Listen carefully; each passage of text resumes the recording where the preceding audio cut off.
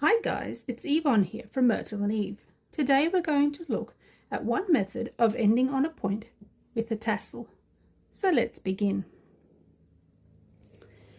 So if we look at our pricking here, just try and move the bobbin so you can see.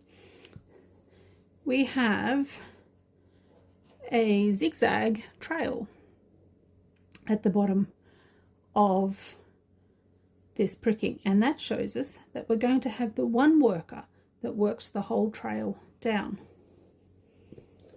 Now we're going to work that a couple of different ways, but let's just have a look. Okay, so to begin, let's start on the left side. Let's work it with all the pairs staying until the tassel on the left, and on the right we'll work it. I'll show you how you can lay some pairs back if you want it to be a bit thinner. Okay, so I've worked up until all that's left is the trail on either side, and we're going to work our trail in cloth stitch today. So let's begin with that.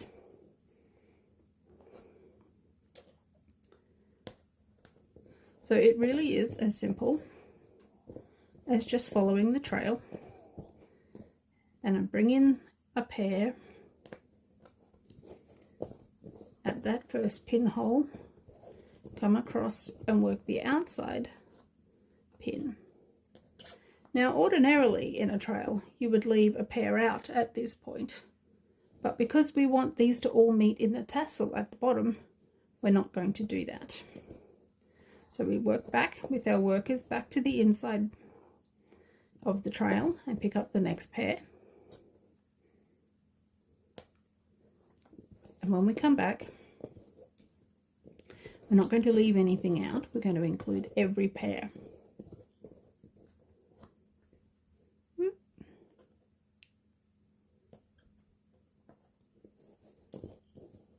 we just continue on down the trail like that, working to the inside, picking up the next pair,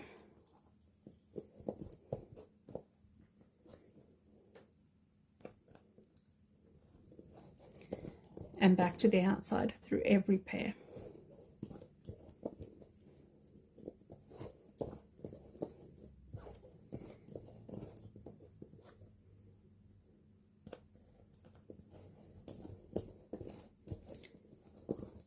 So this is a really super simple, easy to learn method if you're new to ending on a point.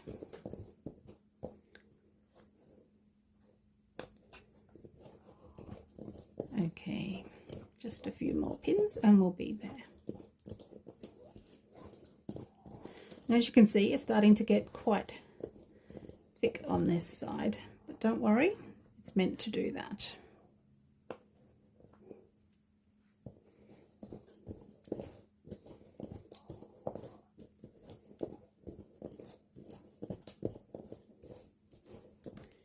Okay, this is the last pair that we'll pick up here, coming from this pin here.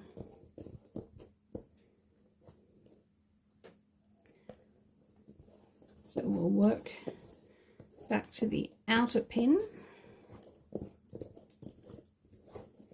and to make it easy to find our worker pair again when we need them again, let's just leave this worker pair here on the outside. Okay, so you can see it got quite thick here because we've now got all these pairs in this little trail.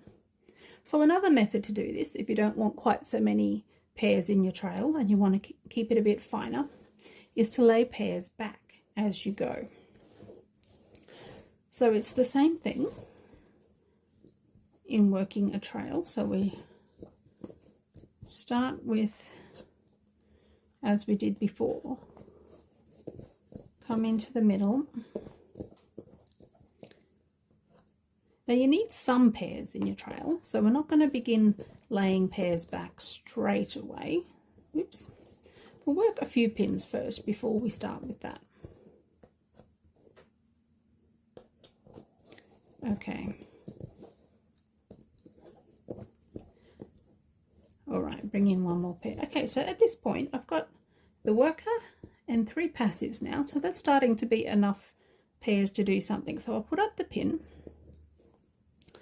but before I work back to the outside, I'm going to lay a pair back. Now you could just pick a pair and lay it back, but there's better methods than that. Okay, so we don't want to put the very outside pair because we'd like a smooth edge, so we'll save it.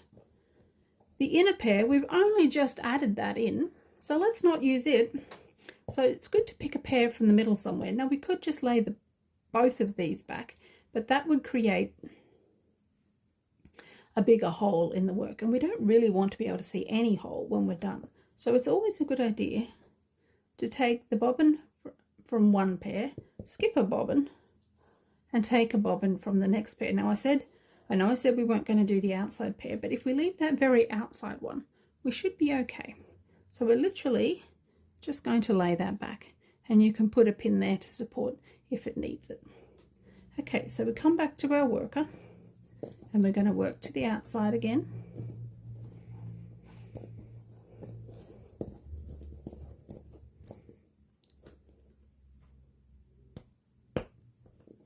And back to the inside. Pick up the next pair.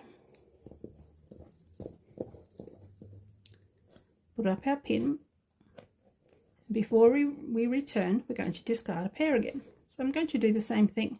Take one from this middle pair and the inside one from the outside pair. If you've got more pairs you're working with, you can choose a different position, but that's what I think will work best for this particular little design.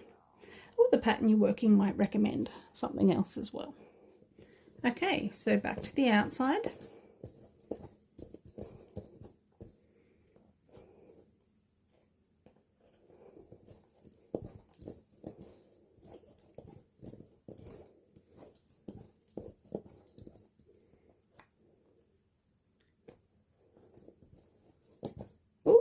Nearly forgot. Need to discard a pair. So you'll notice I'm lengthening those a little as well, just to help them reach far enough back on my pillow to be out of the way. Okay, let's keep going.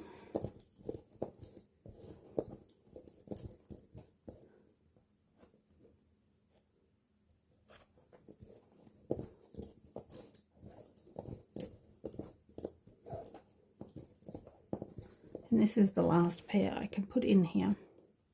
So we still will have a tassel on this side, it just won't be anywhere near as thick. Okay, I just need to discard that pair. And that's the last pair we'll discard on this side. So these remaining pairs will form a little tassel at the bottom. So I'll just pop that pin in there. Okay, so now you should have, you've got your worker pair out on the edge on this side, and you've got a worker pair out on the edge on this side. So now we're going to work both worker pairs into the middle. So this side, it's only a couple of pairs to come through because we've discarded most of them. On this side we've got a few more.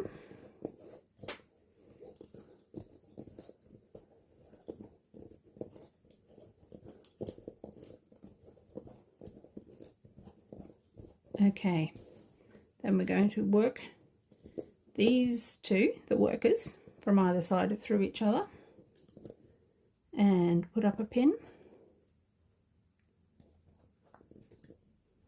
and then they will work back outside to the final outer pin.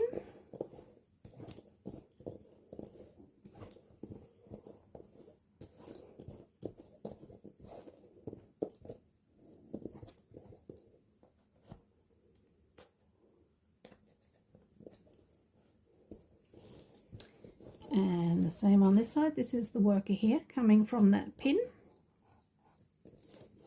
back to the outside, and you'll see that the threads are all now gathering up, getting ready to do the tassel. Now at this point,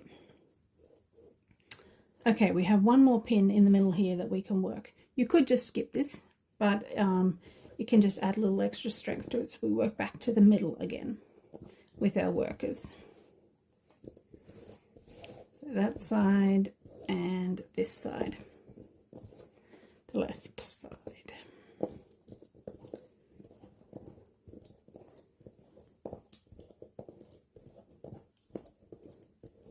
Okay, what do we do now? It's time to tie off our tassel.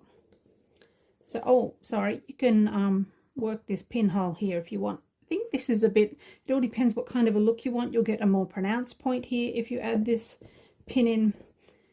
If you don't, it's not a desperate worry because it's all about to be tied in a big bunch anyway. So don't stress if you forget to do that pin there. Okay, so I'm going to show you how I work a hitch knot to tie all this off. So we'll take a pair bobbin from the second pair in.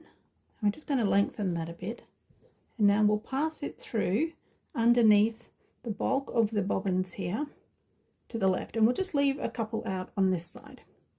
Okay, so let me show you a little clearer. I don't know if that was super clear. So we've come underneath, and then we grab the thread there and make a loop. Just hold it out like a loop, not doing anything fancy, and then pass the tail end of the bobbin through that and pull it up, and that's a little hitch. Now we bring the remaining threads over, and we're going to do that 3 more times. So pass the bobbin underneath, hold the loop of thread out to the side, and pass the bobbin back through it, and then pull tight. So that's 1,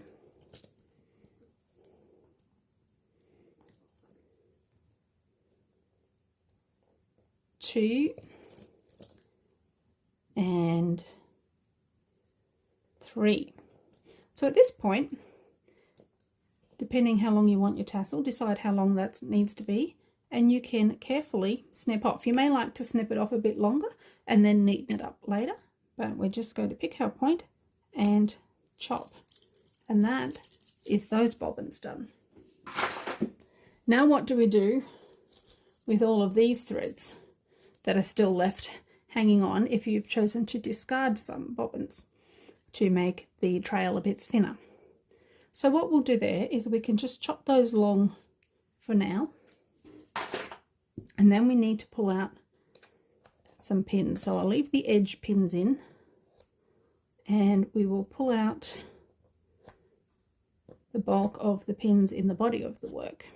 Just push the edge ones down for now, just so that you've got enough space to get at these threads. And then all we're going to do is simply identify each little pair of threads and carefully snip them up close to the work, being careful not to snip the other stitches.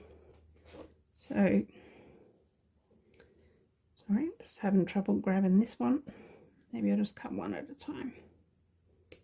Okay, and so we just keep going until we're done, and those threads should be secure enough that they will hold now. And there you have it. That's what it looks like when we're finished. So this is the fuller side, obviously, and then this side is a bit thinner. So there's 2 different ways of ending on a point with a trail. Want to learn how to make bobbin lace? Check out my beginner's course on my website. If you've enjoyed this video, please subscribe below.